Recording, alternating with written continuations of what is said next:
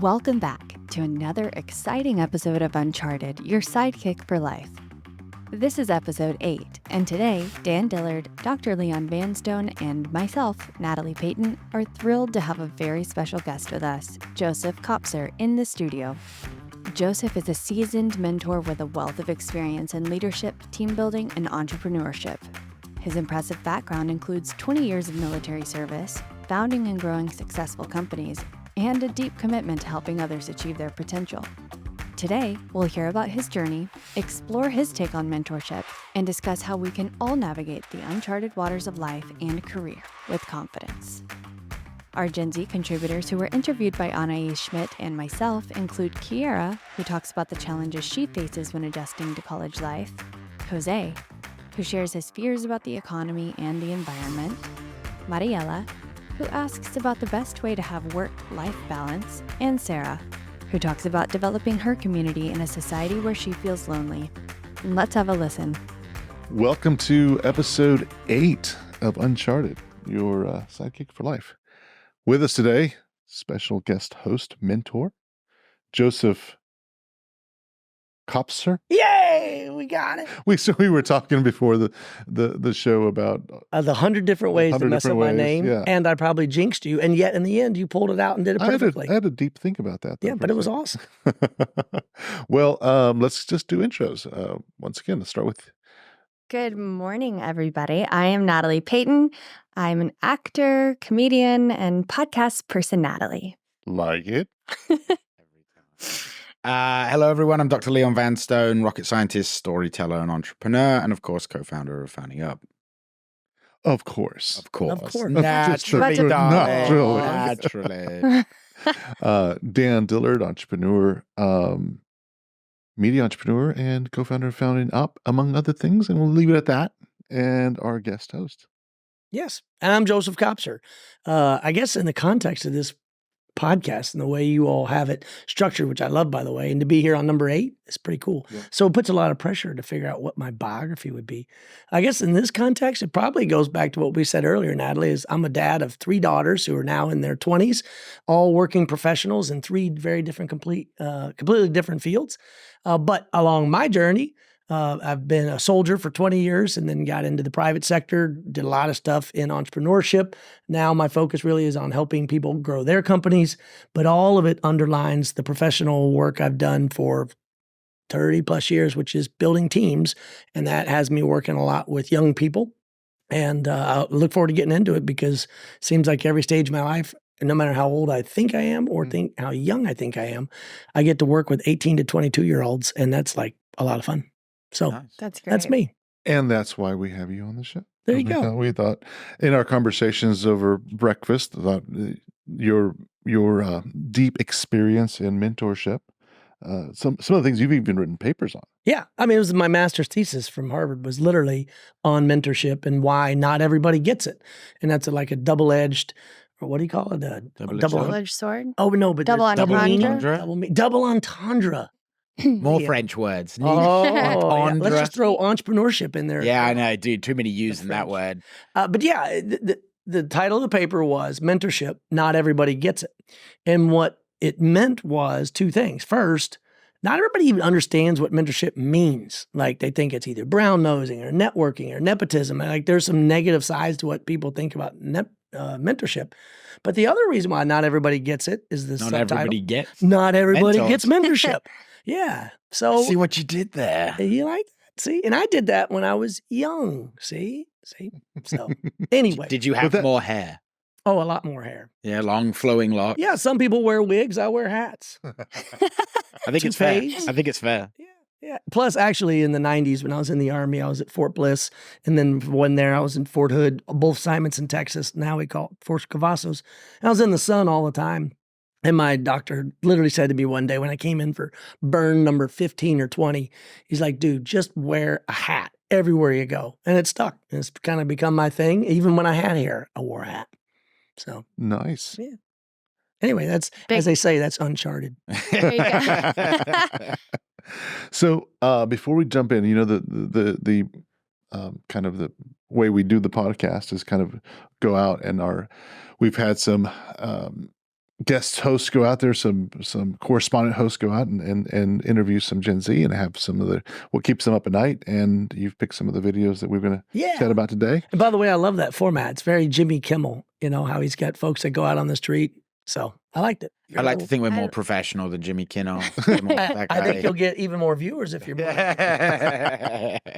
But yeah, well, the way when we came up with the concept, it was how do we do mentorship in a podcast format that is scalable. Yeah. Right. So the whole thing is about, and the whole thing about founding up and what we're building, as the company is scalable mentorship. But the first step of that is go out there and hear what's actually on their minds. Right. And what keeps them up at night. And then bring a varied group of people that have been there before that can say, here's how I tackled it, or here's how I tackled this, or here's how I would tackle that situation. Yeah. And just kind of give this support. Yeah, or here's how I tackled it, got it wrong, and hopefully you can learn from my experience. Exactly. But other than that, the thesis paper, you sent us like several documents and all around mentorship, which is great. So it's like a slight passion for you. Yes. Oh, it's really more than even just a passion. It is part of my profession, meaning somewhere along the way, between my teachers and coaches in school and family members, I don't know. It just kind of clicked early on that they had gone through something well before me. And either they said it very deliberately, or I just kind of picked up on it, that if I could just pick a nugget here and take a little bit from there, and she told me this, and all of it kind of combines together. What happened when I turned and looked backwards in life is, I became the product of all of those mentors over life. Now, a little bit that this person does, a little bit that that person does. I'm not a reflection of any one of them, but I'm a compilation of all of them. And so that's why I was very deliberate in my career to always try to turn back and then remember that I was that knucklehead still am a knucklehead, as Leon might point out, but still know that I didn't know what I didn't know when I didn't know it, and just try to remember that. And then that's why I write a lot. That's why I post a lot. That's why I try to teach a lot. Whether anybody's listening, I don't know, but I'm broadcasting, so we'll see. Yeah. I have a quick question. When you're posting about what you've learned or reflections okay. So not just what I've learned in reflections, but, and I mean this sincerely, it might sound a little cheesy, but I remember being 17 years old and having very little clue about what I was going to do in life and how I was going to do it, that I soaked up every bit of, reading and book and lecture and going to places and being real nerdy and just trying to pull because I didn't know. So I always kind of imagine that 17-year-old who doesn't quite know, in their brain what she or he wants to do. So that's one audience. Then the other audience is more in their 20s and 30s. And so every time I was looking for new opportunities in the Army, and then when I got out, I always knew that I just didn't know what the other side was like. What was it like there? And so when I'm doing postings and writings, I always try to keep those two people, A, the teenager, and B, that 20, 30 something in mind, because now that I look back, it's like, oh, it should have been obvious, but it wasn't obvious. So that's what that's the so audience. Interesting. Yeah, paying it forward. Well, yeah, trying to pay it forward, but more importantly, remembering that I just completely didn't know what I didn't know, and we can get into some of those examples because some of them are pretty funny. Awesome. Well, let's jump into some of these questions and see how much of that comes out in the questions that we're answering. So let's see here. First one we have is Kiera. She's adjusting to college life. So you're away from your family right now, and how is it for you? How is it for you? How do you live being away from your family in a new environment?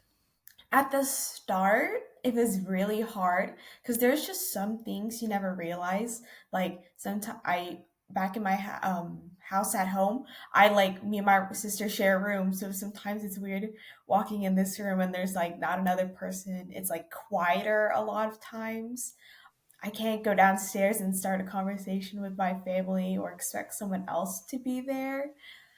There's also just like some random things that I kind of miss. I kind of miss how more lively my house was. I miss eating like meals together. And that was something really weird to get used to. Also, like I have two siblings and then I spend a lot of time with them too. So just now like being home by myself a lot, I'm just like, oh, how do I spend this free time by myself? Oh, yeah. Glad you picked that. That was really Or probably you one of my picked favorite. that one. No, excuse me. I loved your format. You gave us, 20, 30 videos of all these interviews, which were great. And then you pressured me to pick 5 that I thought were just the neatest. Yeah. And hers really hit me. I liked it. So Tell me why. well, what she speaks to and what many of your listeners grapple with, and really all of us, is this constant tension in our lives between I want to be my own person, but I also want to be a part of a community. And whether that community is your family growing up, that community are the people you go to school with, that could be a sports team, that could be your work associates. You're in this constant battle between, am I defining myself as an individual and my own likes and interests, or do I like being a part of, like she said, those loud family dinners? Well, those loud family dinners can be fun and raucous and great, but more often than not, you're having to conform in many ways to what those family norms are. Now, some family norms are quite dysfunctional and they're loud and yelling and they're going back and forth.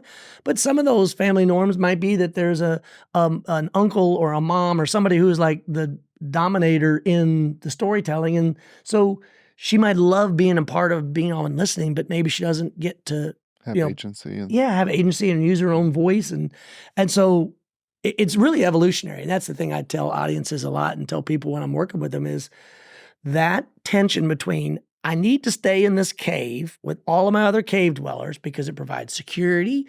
There are hunters and gatherers that go and grab the food we need. And then I've got my role, whatever it is, but there's security. However, look outside that cave and see all that daylight. There's a whole world out there. And so this is the first time she's living outside of home, outside that cave, if you will. Yeah. I mean, I remember to this day the pit of the feeling in my stomach of what it was like in that certain part of the airport. I think it's the E-wing of E-concourse in Charlotte, North Carolina. I pass through it every now and then on travel, but it's where I was dropped off, or the plane dropped me off, if you will, when I left home to go to college, connecting to go up to New York en route to West Point.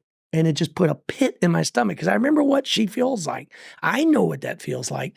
But yet I loved school, but I missed home and I missed family. And it's a constant tension and it's 100% natural. Yeah. That was not where I thought you were going, but I'm glad that you did. Okay. Where'd you think I made an assumption. You know what people say about making assumptions? You make an ass of you and me? Right. No, I thought you were going to talk about, I associated, and I thought about the realities of going to the military and how that pulls you out of your going to the military, going to college, going off to school, taking a job, moving away. All of it has, I believe, those same visceral reactions to, I'm going to go out on my own. But then I also want to call home and see how my family is doing, my parents, I miss my mom or whatever it might be. Yeah. Thoughts? Or y'all just kind of, oh, that was so good. It's so good. No, she's so sweet. I remember the tough decision to make, like, do I go to UT or do I go to NYU? And ultimately I chose NYU, even though it was so far from my family here in Austin, because I had aunts and uncles in New York that I continued to have family dinners with. And call me codependent, but like I live across the street from my parents. Because today? Yes. Oh, that's awesome. And I live with my sister and I'm a 34-year-old woman, but that's my community. Those are my people. I have plenty of friends as well, but I feel very honored to be close with my family. And she seems like she has that as well. But I think you got the best of both worlds. You did live in New York. You Right. have flown. You have For left 12 the nest. years. Yeah. So, and I'm not saying either one's better or worse. Right. But the neat part is you got to use your agency. And so you now can choose. I mean, you choose to live across the street from your parents. Right. Because you value that community. And that's special. Yeah. This guy hasn't left home. I mean, but you talk funny though. That's because I'm foreign. Yeah, I know. No, I mean, obviously coming to America was a big jump. Yeah. I kind of just threw a backpack on and left. And was there any fear? no. I mean, in fairness, the world being what it is, although perhaps an obstacle, going home is easy enough. I mean, if it all went really wrong, on about a week's notice, you can get a pretty reasonably priced flight. Right. I could just go home. Mm-hmm. And I guess in that, like, in my mind, you are either close enough that I can go see you that day, Mm-hmm. or it doesn't matter.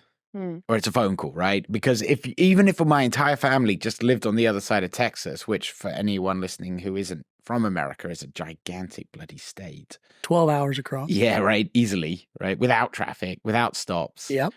So yeah, if they were in, I don't know, wherever, like El Paso or something, I'd probably see them about as often in my mind. So I don't know, but it is tough though. I mean, it is hard not having that. I would go home from university probably once every 1 to 2 months, and you certainly can't keep that kind of cadence up.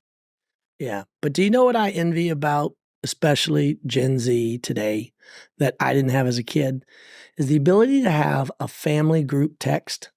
I think big group chats, yeah. changes everything. So true. I might have spoken to my parents once a week in school. I mean, literally, we were pre-cell phone, so we had to wait on a payphone to call home, and there was a long line. Everybody wanted to call when we had a chance. And the fact that I can find out from my girls when they see or hear something funny, or if I see something funny, like at the airport yesterday, I took a picture of a family that was 4 or 5 littles, all traveling with their parents. And in our family, we just think that's just crazy. Took a picture of them and then immediately shared it in the group text. Like, I love that for them. That's so true. Let's jump into the next one. This is Jose, and he's talking about the economy. What worries you right now in the world? What keeps you up at night? Just what's going to go on in the future with all, as far as we hear, with the economy going down, weather-wise as well, because we hear everything, as time goes on, the weather keeps getting worse. Yeah. Just things like that, economy-wise, and how the weather's going to react, because every year, for example, it gets colder every year, so we don't know how fast it's getting, icebergs melting, and, so all of that. It's scary stuff. Funny, he said it gets colder every year. Yeah, I was thinking it was going to go that. Yeah. I thought it was like hotter every year. I think he means like the cold front, the big cold fronts that come over Texas. Get more extreme. Right, yeah, because like you have like more energy in a weather system to come further south, right? And now it snows in Texas. Yeah, it shouldn't be freezing for 12 days in Texas. Right. Not if you ask the power grid. Correct. Correct. But the comments here, like personally, I look at this, and again, we've talked about this in our shows before, around where there's just, and you just mentioned it, that the technology that brings everything to your palm instead of having a payphone, instead of like how we potentially grew up getting our information, they've got it there all the time, and so.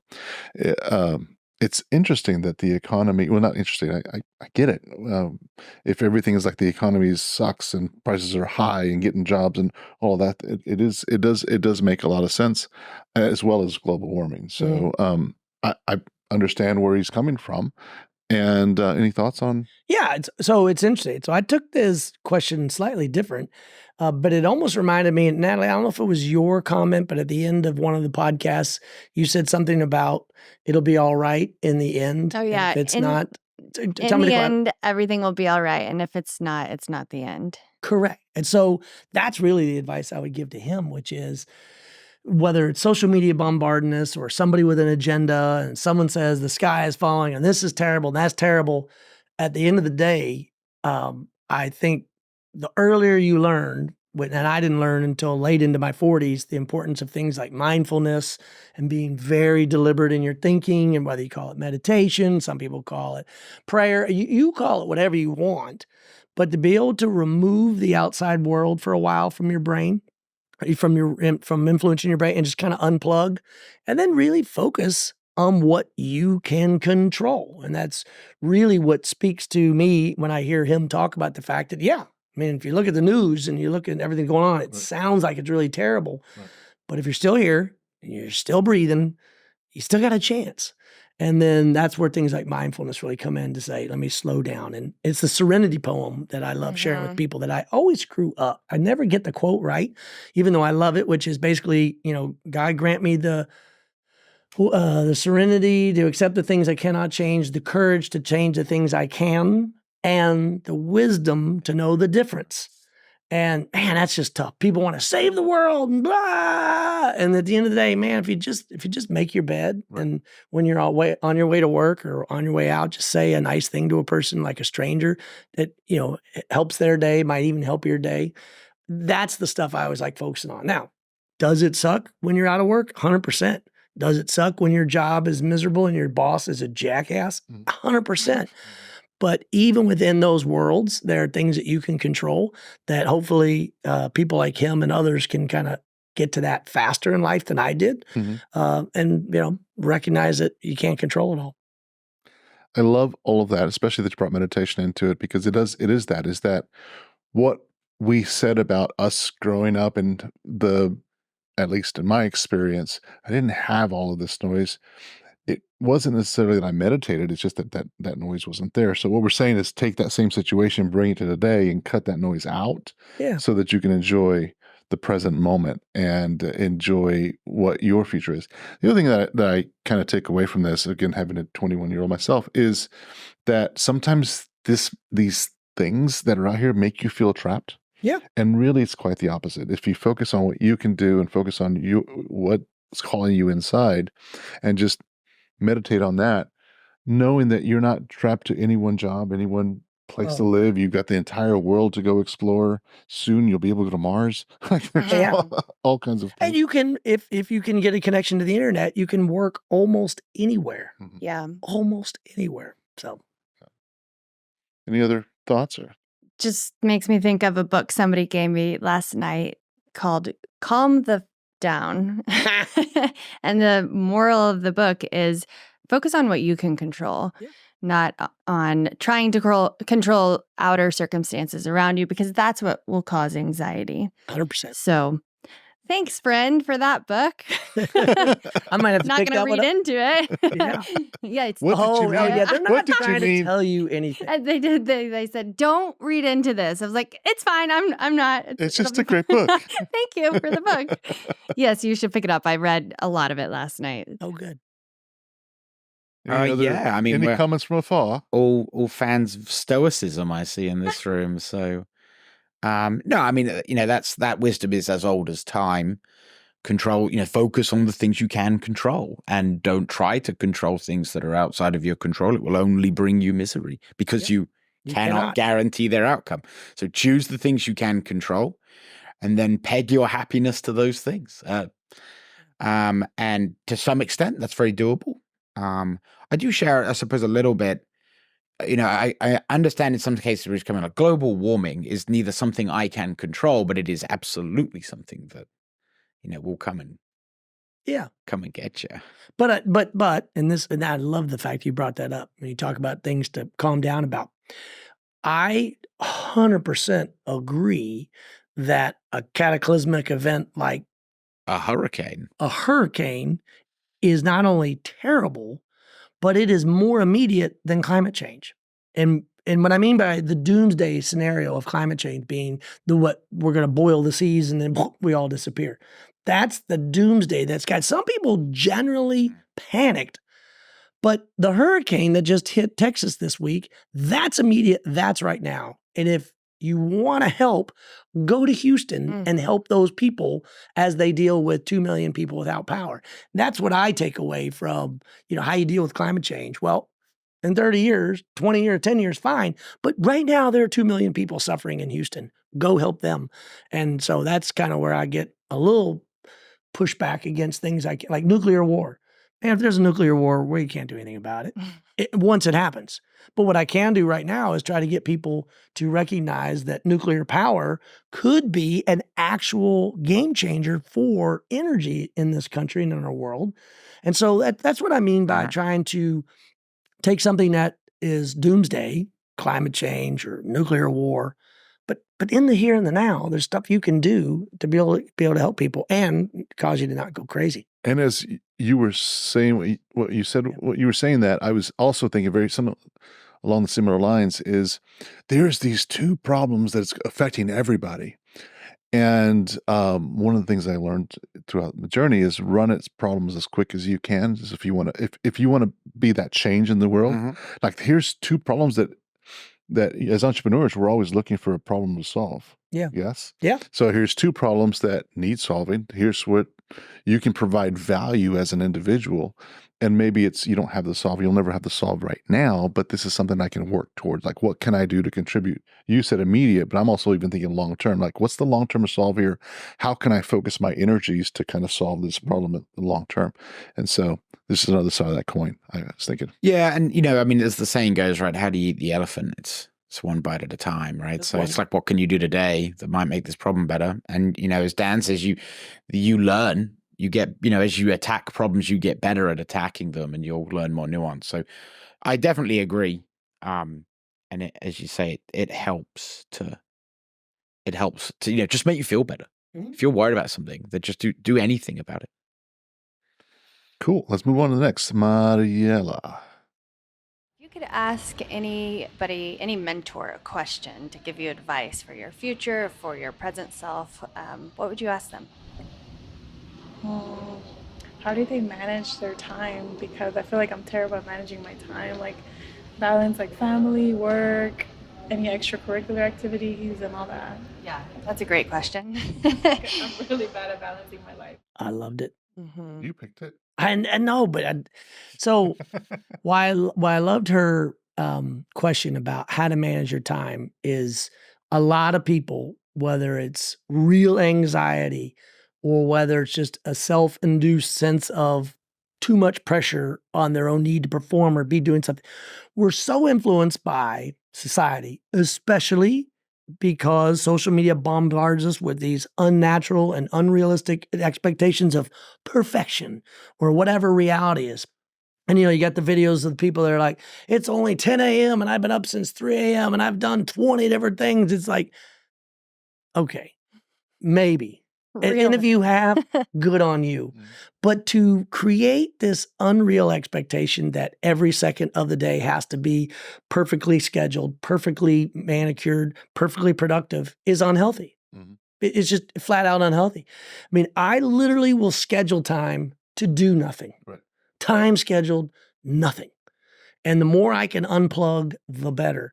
And on the flip side, when I'm on, I'm on. And so to speak to her question, I just first want to back up and have all your listeners know that this unrealistic expectation that you got to be going 100% all the time, that's pure Hollywood, that's pure social media. Just step back and take a breath. That's the first thing. Mm-hmm. And then number two, you do want to also realize that life is precious. I mean, the older you get, the more you realize it, because when you're young, you got all the time in the world. Maybe you have less money, but you got plenty of time. And then as you get older, you're like, oh, I'm running out of time because I no longer am in the world just as a person. I'm now perhaps a partner, and I'm now perhaps a parent. And then you are responsible to more people. And so your fraction of choosable time gets smaller. And that's the precious thing that I try to tell everybody, in their teens and early 20s especially.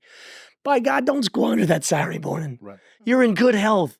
Walk, go, explore, do things that in 20, 30 years, you're going to look back and be like, I sat in my bed and did nothing but doom scroll for like 4 hours. Yeah. And yet sometimes it's okay to doom scroll. Yeah. Just don't do it too much. So anyway. I love that. I think, time is I was talking to one of my business coaches, and she's like, time is this construct that is different for everybody. Like, yes. We don't know how much time we have. It could be, you're 28 and out, or you could live to 105. Yeah. Right. And so what we do with the time that we have is it's just going to be different. You can't measure yourself against that next person. So I think to your first comment against measuring these people that are trying to track every moment, not realistic, and it's just understanding and respecting that time is different for you, and what do you want to best do with that. I do notice that the older I get, the more I get less worried about time. I think being and I see this in my daughter. She's 20. I don't have time for that. I don't have time for this. I don't have time for this, because there's just trying to figure out. Part of it for me was I was trying to do everything at that age. It's like, I want to do this. I'm interested in learning this, and I just realizing that I can't do it all, and just also maybe that was excuses at some points. I don't have time. And as you get older, you learn that you make time for what's most important to you. Yeah. And whether it's deep work or time away, that's important to me, and having that balance is important. And so I think understanding how that time changes for you, especially over time, is I kind of use time there twice. But yeah. Well, several years after the Beatles broke up and John Lennon kind of stepped away, he came back and wrote an album that's still considered to be one of his greatest pieces ever. But one of the songs that he writes is about the fact that he's just sitting there watching the wheels go round and round, no longer on the merry-go-round. And it's a beautiful song if you haven't heard it, and I recommend all to listen to it. And he speaks to that point about journeys in your life. Time will take on new meaning. It's like the proverb who is it that in the morning walks on 4, on midday walks on 2, and in evening walks on 3? A person. A person. Life. So they crawl, they walk, and then they walk with a cane. And at every different part of your life, you're going to be walking at a different speed, and time therefore takes different meaning. So I would just go ahead. You were about to say something. No, it reminds me of a guest we had on yesterday. Who was talking about sometimes she'd call an older individual. She knew she was going to get a story. Yeah. And it's like, I didn't have time for that. But then she realized that what he was doing in that storytelling, every time he had a story, is he was explaining a context that was going to serve her and save her time in the long run. Because if he can give her the entire context of who's married to who and how this affects this decision, all these other things, then she can know how to get her answer quicker. But it's going to take her investing this half hour listening to this story. Yeah. So I just, that what you said reminded me of that. This makes me think of the Industrial Revolution. Ooh, whoa. I love that you just write that. Go right ahead. The factory workers who were building the railroads in our country fought so hard for the 3 8s, 8 hours of work, 8 hours of sleep, 8 hours of leisure. And I'm always mindful of that because I can easily get glued to my desk and work till 10 p.m. And then it takes my brain a while to wind down. So then inevitably I'll be up too late. And I think back on the people that sacrificed and stood up for themselves against the oligarchs, the super wealthy.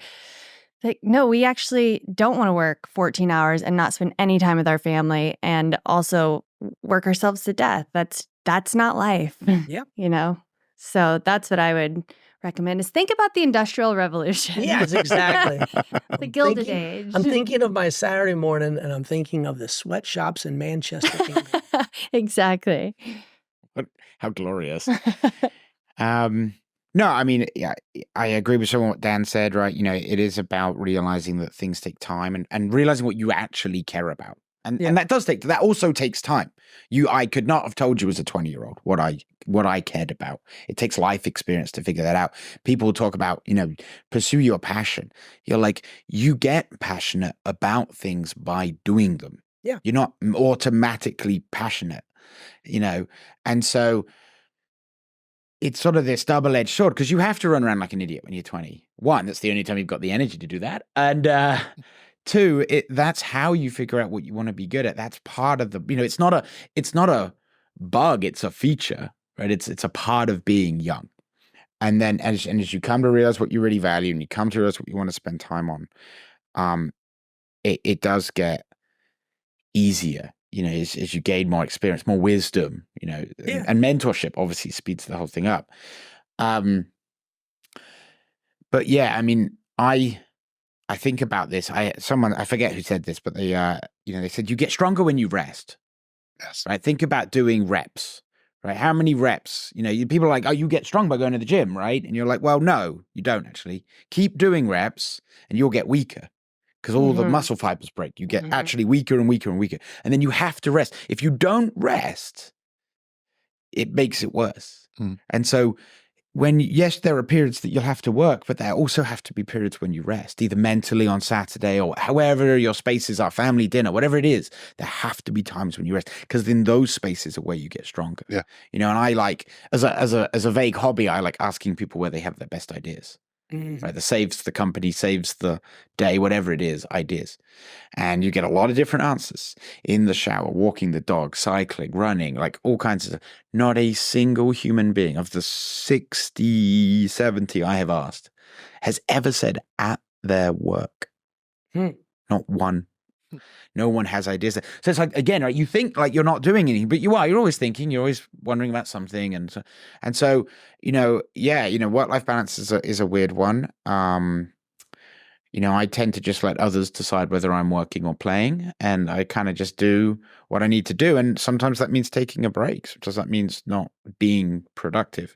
And I would say, if coming back to put a bow on it, coming back to your earlier comment about those sort of LinkedIn lunatics that are telling you about hustle culture, I'm like, click on their link, go see what they do, and I guarantee you they're selling something.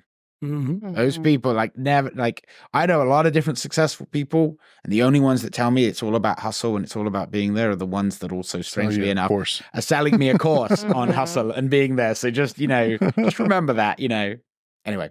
Yeah. One of the things you remind me of is a book I just finished called Deep Work, and he talks about this exact thing in that you and a few of the podcasts I've listened to, but essentially you've got the time where your mind is like that muscle, and it does need, in order for your mind to grow, it does need that rest time, and that's where the ideas happen. Is when your mind is actually not being strained. It needs that recovery time to rest, and that's where you'll have the sparks. So I really appreciated that, and he talks about blocking your time and having the calendar to block off time just for yourself, and sometimes it's during that time, you can either do the deep work or you have the rest, but it's that break in difference of not always scheduling every single minute. And he points out that social media has been really horrible for deep mind and deep work because you just always feel like you always have to be entertained, and that's not allowing the iceberg, if you will, of the rest of your mind to do its work. It's just kind of keeping everything on the shallow end. Yeah, and to her question, before we go to the next one, two very simple things that I've found to be immensely valuable over the last few years because of technology. Number one is the focus button on my phone. I love it. It literally turns off all the distractions. Doesn't turn off my internet, just turns off the distractions because that little bing. Oh my gosh. Yeah, turns all those off, which has been immensely helpful. The other is on my watch, I will literally just set a timer for 5 minutes, 10 minutes, 15 minutes, whatever it is. And that allows me to stay a little structured because I can go too deep, too far into one area or get distracted by another. But I've had my, watch. It tells me, okay, focus on this for 30 minutes pull you back, and then pull back out. So really cool. I like that. I like sometimes go to a coffee shop without your power cable for your laptop. That's a great incentive to get something done. Yeah. All right, you got 2 hours, get it done. I like that. Right, I haven't done that on purpose, but I've done that on accident. And you're right. You're like, it gets done. Yeah. I'm ignoring this, and I'm just like, oh God. battery, out of battery. Watching it shrink. Yeah. All right, let's move on to Marielena around tech scared. We just talked about technology, so let's see what this is. Do you ever feel like you are getting technology overload? Yes, because sometimes I feel like I don't know what I would do without it, and it's just like, that's not a good thing. I'm like, what if the internet goes out? What are we going to do? Yeah, I mean, where do you even start with that one? And what's so cool about the fear of technology, whether it be our overdependence on it or what it might do in our lives or take over, AI or all these monsters, is we can still, kind of to our point before, you can still unplug. And the more we unplug and just practice what it's like when you're unplugged is a good, helpful reminder of it. So I hear a couple different things that she's concerned about. And one of them is, if the internet does go out, what do we do?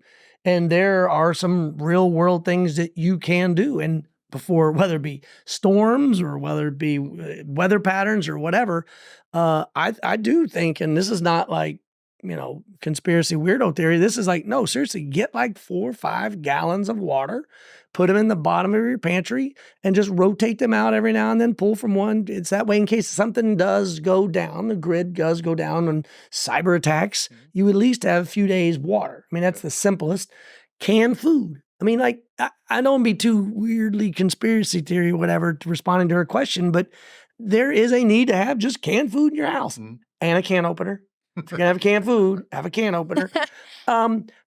But that's There is a very trick real. where you can take those cans and turn them upside down on cement and do this. I saw this on the. Oh, You like saw it on rub the the internet. top off. But then Yeah, when you the just like- internet's down, you're not gonna be able to figure out how to do it. Well, Yeah, you're not we're going to sharing find this the now. shit So on remember the- this. video. If you find yourself without a can opener, Okay, there you turn go. it upside down on that little rim. Go against the sidewalk Grind, and do this. grind the Grind it, bottom off. and it just grinds that ring off, and then it just opens. Wow. Anyway, I just can't wait to try this. anybody food for thought. There There It's you just- go. Well, Love that. I may have to try this at some point.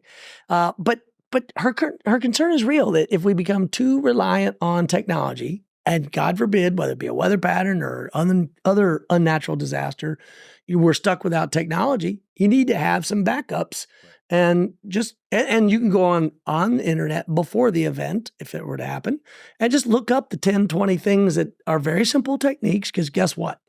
We went about 1 million years as human species until electricity came around within the last, 150 years-ish in terms of widely adopted, in the last 30 years in some parts of the world. So we'll be fine. You just need to take a few steps. At least that's what I interpret. I don't know how you all Sure. interpreted her question, but that's one way I took it. That's more of like a survivalist Yeah, absolutely. interpretation, which I like because my brain went to, Spectrum was out the other day.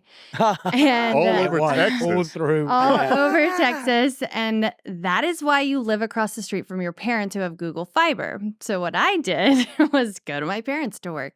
But I did allow myself, without really realizing it, to panic a little bit. Like, I have this to do. I haven't doing, but then when I came to, I was like, just go across the street, Nat, like get your work done.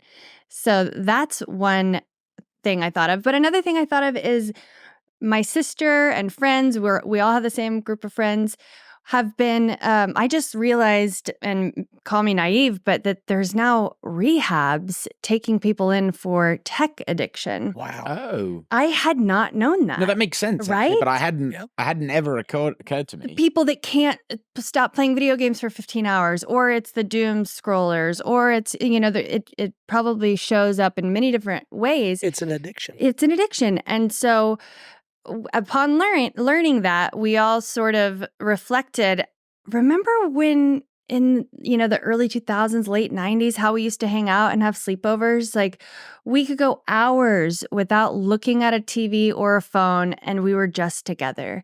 And so we reflect on that, and we try to be mindful of that, have our phones put away, have our computers put away while we're spending quality time with one another. Because guess what? We've done it before. We can do it again. Since antiquity, we've been doing it. Yeah. Reminds me of, again, I'll go back to the book I just finished. He mentions about actually practicing having this, whether it's a week, 2 weeks, a month, just cut off social media and just exactly. And But how am I going to tell everyone about all the things I did? I've been up since 3 a.m. Dan. They need to know. Exactly. Braggogram. And what he says is he tried that as an experiment, and he actually offers that to others, and that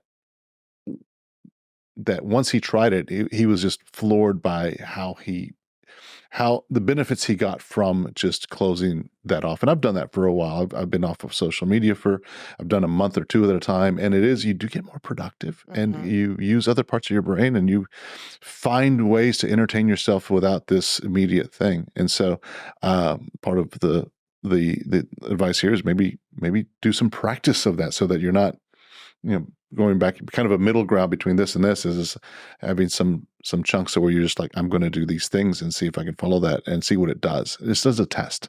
See what it does to your life. One very practical thing that I recommend for listeners, especially those that are in a professional setting and maybe starting to travel now, and they're used to having Wi-Fi now because they've never known Wi-Fi not to be on planes. But I would just recommend throwing a magazine or two in their bag, because occasionally Wi-Fi on a plane won't work. Yep.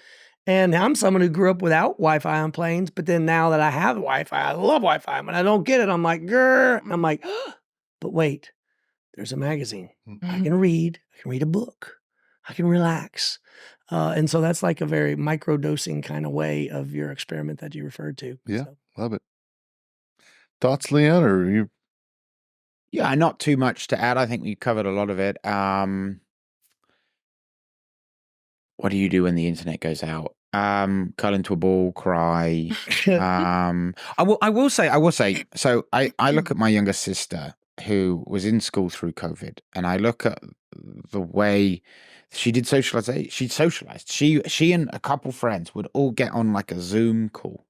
And they still do this. You know, COVID's gone, but some of it stayed. So they'll just be at home doing homework or watching videos, whatever it is, or just like doom scrolling on their phone while also in a meeting. And there's 3 of them on it, and they'll just like randomly talk to each other.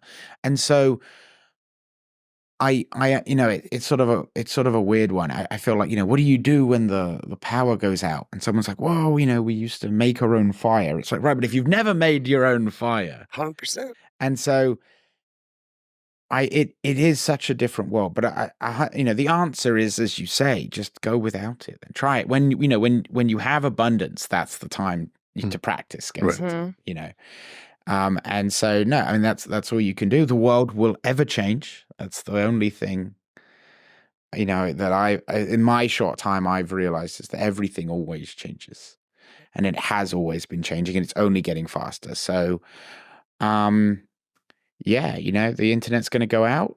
Thanks, Spectrum or Austin Power Grid or whoever you are. And, that's coming. So get used to it. Practice that. Talking about the event, go back to the last freeze we had in Texas where power grid went out.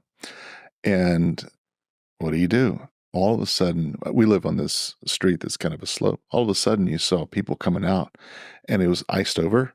And we turned it into a slide, and we it's just like, and we had everybody that could bring whatever would slide on ice. Yeah. And then you saw these families that started doing that, and everybody was taking turns and we're pulling each other up. And it was like all of a sudden the world came out and started doing fun things, which I thought was really cool. I love that. Add that. All right, we got time for one more, and we've got a choice. It's either going to be happiness or community. And you. You can't have both. Let's go with community. All right. Okay. It can create happiness. Hey, that's smart. My attraction towards developing a community is a response to feeling isolated in my society. I don't think that in my experience, they taught us to do that. They taught us to, make friends and go to school and, if you have a job, to build connections at your job, but they've never really taught us to just build community just because. It's more so like build these connections at work so that you can go further, or have, friends that you can rely on, but it's not so much just build a community because that's what humans are meant to do. It's kind of like for the purpose of getting yourself higher. Exactly. Obviously, you can see why I chose community based on the other earlier conversations today. She hit it in her point. We are human animals, and we literally evolved to survive, to succeed by different ways of working together. And sometimes that way of working together is simply being together, just being in the same room. Like the context you gave of 4 people on Zoom looking at each other, but really on their screens, but they felt that sense of community. Being in the room physically is even better, but that's a good substitute. So without rattling off all of them in the papers and the books, I just encourage listeners and folks and viewers, there is science. There is actual science that shows over a period of a person's life, those with more, what they would call friends, by their own definition, friends live longer. Full stop. I mean, they just do. There's whole bodies of research that talk about the fact that if you just know more people in your life, not necessarily great friends or best friends, but you just know more people in your life, you, in every metric that there is, you thrive, you do better. It's those people who self-identify as being lonely, or they self-identify as not having friends. They're the ones that are more at risk for all kinds of health problems. So I recommend people having community for just the human health of it, not just for jobs and just like she aptly points out. The other thing I'll tell you is everybody has to understand that their size of their friend plate is different. So someone might have, my wife has a very small friend plate. Her friends have been her friends for 30 years and she loves those friends and they're her dearest friends and she talks to them a lot and sees them a lot, but her friend plate's about that big. I love my friend plate being this big. I don't see my friends, some of them, a lot, but where I last saw them, we pick right up from there and we continue the conversation. Right. Everybody's definition is different, but there are just whole bodies of work out there about the purpose of community. And then the last one I'll say is one of my favorite people that are on this subject of community is a researcher named Robert Putnam, Bob Putnam at Harvard. I had the unbelievable lucky circumstance or opportunity to study under him. And he calls it social capital. It is the bonds and norms and trust between people. So he took what she's talking about in this video and he actually did like the science and study behind it. It turns out she's right. Like there is something very real to community, and he lays it out in lots of different books. The best easy way to consume that concept is a brand new documentary that was released right here in Austin, Texas, at South by last year, called Join or Die. Now, he doesn't like that title. That's what I don't know who picked that title, but it's basically join. Just join. Be in a community. Join or die. You know, was it New Hampshire, Vermont? Live free or die. That's New Hampshire. Well, yeah. So I don't want to be distract from the title, but it's the documentary that's fabulous, and they chronicle 4 or 5 different communities and groups and why it's so important to join. So anyway, that's why I definitely wanted to pick that one. That's really cool. So one thing, I heard the science, I heard the reasons why. The thing that we probably should talk about as well is how. For a 21-year-old or for a 20-year-old, it's like not. And we've had other people comment that I don't know how to do this. There's a guy sitting next to me and I don't know how to talk to him. So thoughts on, like, we can open that up as well. Sure. One way is just to get out of your house and choose to do something. Last night I went to candlelit yoga, and the teacher, it was really lovely. The teacher kept saying, "Was the power out?" It was, and there were those fake safe candles, but still, she would say, "Lift your arms up and gather all the energy that we're creating in this room together, and bring it down to your heart center." And then she mentioned, believe it or not. She said something her grandmother said, that a flower cannot fall without a star being affected, meaning the sun, the skies, the planets, and the earth are so interconnected, as are we as humans. And doing good things with one another, she said, believe it or not, has a ripple effect across the world. You could look into the butterfly effect or whatever. But your question was, where do you start with community? And my answer would be start by picking a class or something that interests you and just show up. I'm also doing an improv class right now with strangers and getting to learn about other people who are in a community that I'm not a part of, but I totally support. Like it's just putting yourself out there, opens yourself up for being able to experience things that you never probably thought were possible. Yeah. At least that's what I'm experiencing right now. Mm-hmm. Are you going to start with something from space, like from space, small step for mankind? No. It was interesting. I heard that because I actually thought about the last one we watched as well, right? Where like, what do I do when the internet goes out? And the reason for that kind of fear is because all of your community is online. Mm-hmm. What you're really saying is, and there is this kind of crisis of disconnection. Our houses are getting bigger and the average number of friends we have is going down. You have more stuff and less people. And at the end of the day, like you say, the science is pretty clear. The experiences are what you are gonna value. I'm reading a book called The Algebra of Happiness. And this guy's like, don't buy that new. Of course he would be reading that. And I know, just my chance of happiness. It's great. It's got this really, really curmudgeonly economist on it. But this guy's like, don't buy that new Bugatti and take your wife to Belize instead, or something like you'll remember that when you're 80, right? And you might still be married. And so it's tough though, right? Because when you're younger, making friends is so you have an automatic community. You're in a class, you're all struggling, you're all sort of bored or unhappy together. It puts you in place with a lot of people with very similar motivations for you. And as you get older, when you're an adult, it becomes harder to make friends. The people right next to you don't necessarily want to hang out, right? Or they don't have a lot of free time, as we were talking earlier, and you have to be conscious. So the only thing I would add to what we've discussed is just to say you do have to be very deliberate. And this comes back to our time management again, right? If you want a community, you have to make time for that community. You have to show up, right? You have to go out to candlelight yoga or whatever it is, right? And whether that community is your friends or your family or it's part of what you work, like that, those are all valid communities. But there is this very natural part of humans that will connect to something. Yes. Right. And it's automatic. I think this is how you get addicted to your phone.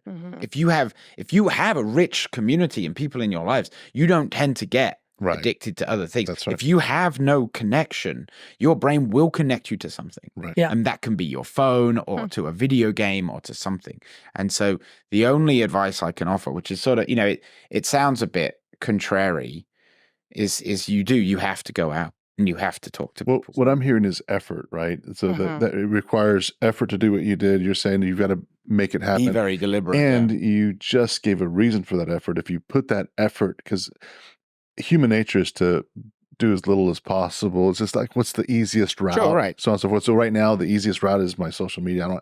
I'm engaging without engaging. But if I make the effort, the science says I'll live longer. Yes. So. And happier. Yeah. Well, so I'm in the brain now, again, of that 17-year-old, like we were talking about at the beginning of the show.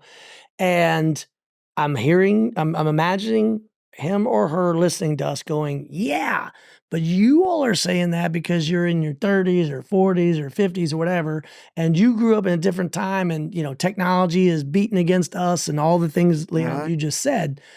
So let me remind them that every generation has to fight new technologies that make it harder to connect. And here are 3 examples that Bob Putnam wrote about. You went to war with the typewriter, did you? Or So we're in that genre. So there's 3 things that he points out that changed the way it was going to be for everybody after them. 3 things. First thing that really was a game changer was the invention of air conditioning. Yes. You see, before air conditioning, everybody had their windows up. Everybody was outside on their front porch. Everybody was out and about because you didn't want to be stuck in your house. Right. You would suffer. So because of the weather, the humidity, you were literally kind of forced out into your community. You didn't have a choice. To your point about effort, you had to go out just so you wouldn't be overheated. That was number 1. Number 2 was the invention of the television. The invention of the television combined with air conditioning made it so it's like, oh, wait a minute. Why do I need to go out? I don't need to go to the theater. I don't need to go to the show. I don't need to go to the school play. I got this talking box right in front of me. Radio got it going, but TV took it to a whole new level. And now social media, instant gratification in your palm, is just the natural extension of it. Third, you referred to houses getting bigger and friends getting smaller. When architects, because they were working on budgets, decided, we don't need a front porch. When we took front porches off of homes in America, we forever transformed American society. And just think back to those old neighborhoods that you can imagine in your brain. Everybody's got a front porch. Everybody's sitting out front. Walking down to the store, grab something, you're saying hi to your neighbors. You're saying hi to your neighbors, you're seeing them. Houses were closer together. Now we live in some neighborhoods where the law doesn't even require a sidewalk. So we not only discourage walking in your neighborhood because it's unsafe because you only have a sidewalk, but people don't even have front porches. So it's not like you're going to see your neighbor. Their garage door opens, their car goes in, their garage door shuts, or they get into their apartment, they shut their door, they turn up the music, So I hear that 17-year-old listening to us going, yeah, whatever, but it was easier for you all when you were young. I say, yes, every generation has had to do, Dan, what you said, which is make the effort, because it changed with air conditioning, it changed with televisions, it changed with front porches, it's changing now with social media and internet and everything on your phone. So you just got to fight the power, fight the change. Love it. And that wraps up another episode of Uncharted Your Sidekick for Life with our fantastic guest, Joseph Kopser. We hope you found his advice as thought-provoking as we did. Joseph's experiences remind us of the importance of community, mentorship, and the power of resilience. Remember, when you're navigating new challenges or striving for your next big goal, there's always value in learning from those who've walked this path before us. Thank you to all of our Gen Z contributors. If you would like to participate as a Gen Z guest or a mentor, visit our site, foundingup.com, or check out the show notes. Thank you for joining the Founding Up and Uncharted team on this journey. Be sure to subscribe, leave a review, and share this episode with your friends. Until next time, keep exploring the uncharted.